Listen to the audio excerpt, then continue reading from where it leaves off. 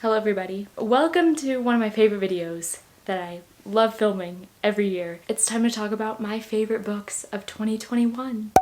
So 2021 was actually like one of the best reading years I've had ever, which is so random. I read more books in 2021 than I did in 2017, 2018, 2019, and 2020. So it's like the best reading year I've had in about like 5 years, which again, crazy times. I read a ton of books that I really liked. It was really hard, like narrowing it down to 5 honorable mentions and 10 favorites. This is it. These are my favorite books that I read in 2021. So first things first, I'm going to do the honorable mentions. If you're new to my channel, this is like the first favorites video you ever watched of mine. I don't really talk in depth about honorable mentions. I just kind of hold them up. You get the gist of it, and then we move on because I want to spend more time talking about the books that I consider to be favorites. You know what I mean? The first honorable mention is With the Fire on High by Elizabeth Acevedo. The next honorable mention is One Last Stop by Casey McQuiston. Then we have Emma by Jane Austen. Next we have In a Holidays by Christina Lauren. And finally, the last honorable mention I have here is This Winter by Alice Oseman. Now that that's over with, let's get into the favorites. I'm so excited! The first book I have here should honestly be no surprise to anyone if you've watched any video on my channel from this year, and that is Solitaire by Alice Oseman. This book follows this girl named Tori Spring. It takes place in January, the winter after her family had a really rough fall and holiday season. When she arrives at school in January for the new term, she begins to notice this weird anarchist club called Solitaire that for some reason seems to be targeting her, and she's not entirely sure why. She ends up teaming up with an unlikely ally in Michael Holden, and the two of them decide to figure out who is behind Solitaire and what does it have to do with Tori. This is one of the best YA contemporaries I've read in such a long time. YA contemporary has just not been hitting the same way lately for me, and I don't really know why, but this book restored my faith in the genre. This was the first book I read in 2021, and to be honest, it kind of depends on my mood, but my favorite book of the year is either Solitaire or another book that you're going to see later on. I love this book. I love Tori. I love Michael. I love the cast of characters in this book. I adore it. I adore it. Alice Oseman does have a list of trigger warnings for their books on their website,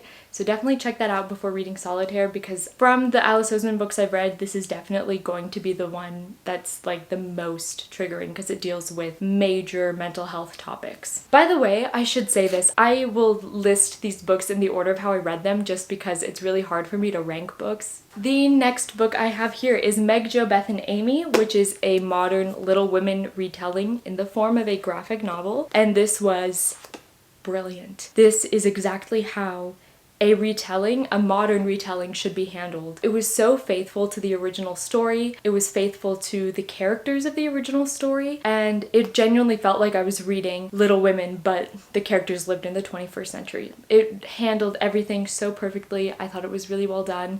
I love the art style. The next book on this list should be no surprise to literally anyone, and that is Chain of Iron by Cassandra Clare. I have talked enough about this book on my channel. Go ahead and watch one of the videos where I talk about it. But I just wanted to throw this book on this list. Next, I have another Oseman-verse piece of work, and that is Heartstopper by Alice Oseman.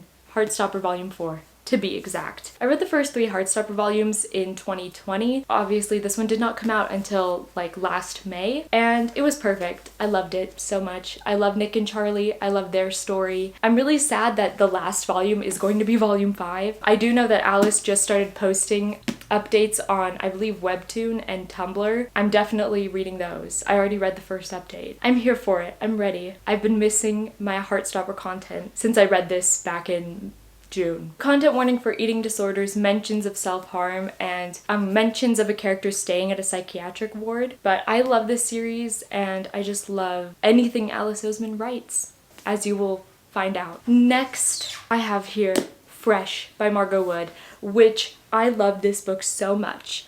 This is a modern, like loosely based retelling of Emma by Jane Austen. It follows this girl named Elliot. It's her freshman year of college, and it's just kind of about coming to terms with her sexuality, kind of embracing it, while also learning the ropes of being a new adult and normal college freshman things, like the big adjustments, making new friends, all that sort of fun stuff. I read this book literally within a matter of days, and I literally stopped myself from reading it for a week just because I didn't want it to end. Like, I loved this book so much that I literally stopped reading it because I didn't want it to end. I loved being in Elliot's head and being a part of her world that much that I literally stopped reading it so I could stay in that world a little bit longer. I will say for this one, content warning for sexual assault, underage drinking, drug use, slut-shaming / bullying. I just thought that this was brilliant, and my opinion, again, is the only one that matters here. I haven't had this much fun reading a book in such a long time. Like, genuinely, the last time I think I had this much fun in a book,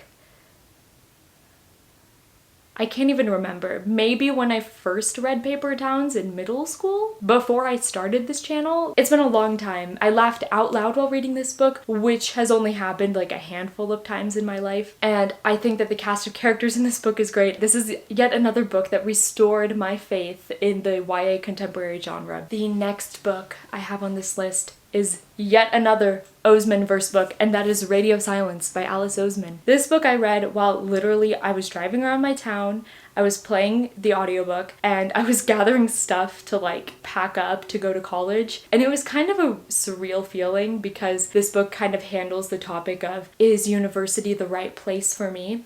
Oh, my shirt matches it, huh? And it was kind of funny listening to it as I was like getting ready to leave for college. This is about Frances Janvier. It is essentially her senior year of high school. It's, I think, year 13, technically, in this book. She's the top girl of her class. All she wants to do is get into Cambridge. But meanwhile, she has been obsessed with this podcast called Universe City, which is sort of a science fiction podcast that is kind of an allegory for the university system and how it functions. Frances ends up becoming friends with Aled, who is the creator of the podcast. The two of them have this awesome friendship together, and it's the first time Frances feels like she can truly be herself around someone, because not everyone understands the fandom culture and why exactly she is so obsessed with this podcast. But as their friendship grows closer, Frances is not sure whether or not this friendship is worth ruining over the fact that she is keeping her past a secret from him. Frances and Aled are exactly the type of people that I would be friends with, just because, you know, gifted kid, burnout.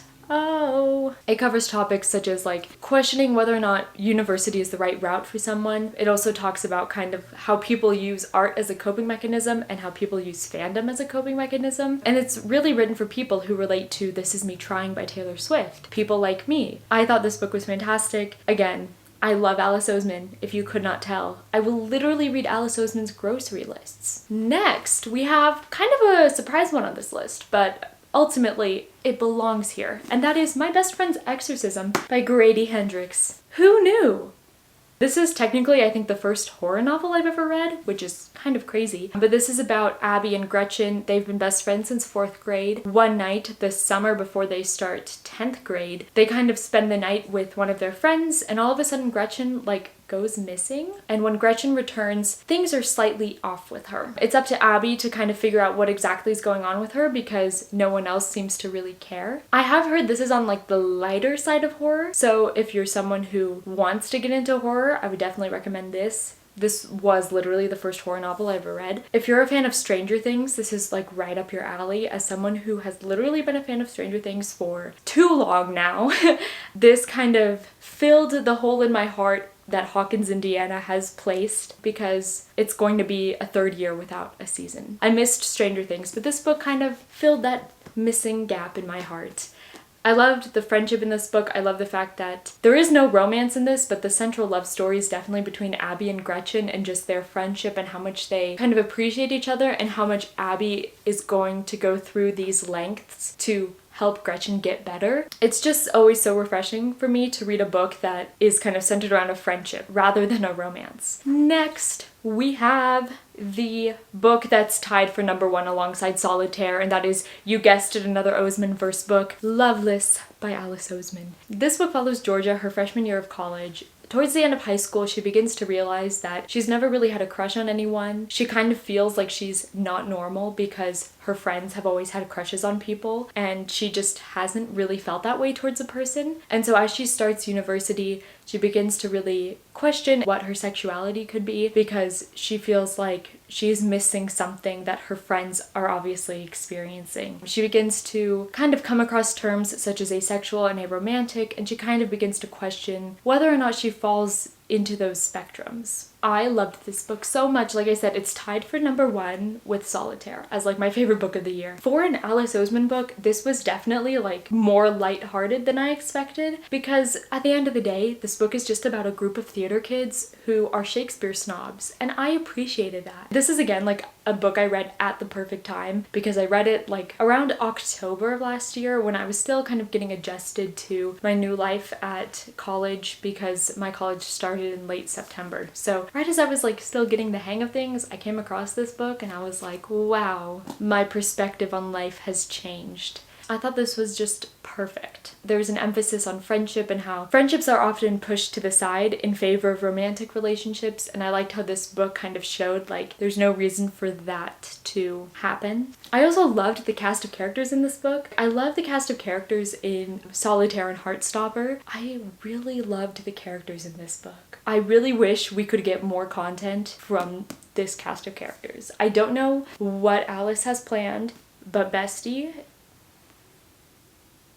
thank you. This is the UK edition. The US edition is coming out, I believe, in March. And the last book I'm going to talk about is a book I read fairly recently. I read this like in November, and that is The Love Hypothesis by Ali Hazelwood. This book follows a PhD candidate named Olive Smith as she ends up in a fake romantic relationship with the professor that's known for not being very kind to his students, Adam. I forget his last name, but I'm doing my best to not say Driver. The two of them end up in this agreement to have a fake dating relationship, mainly because Olive wants to prove to her friends that she is over her ex. Adam needs proof that he is interested in staying at the university that he's working at. The two of them end up in this fake dating relationship to kind of help each other out, both socially and career-wise. Do they fall in love? Read the book, find out for yourself. I'm not here to tell you what happens. I'm here to just tell you that I loved this book. I listened to this on audio and it was a fun time. I enjoyed listening to it so much. I didn't expect to love it as much as I did,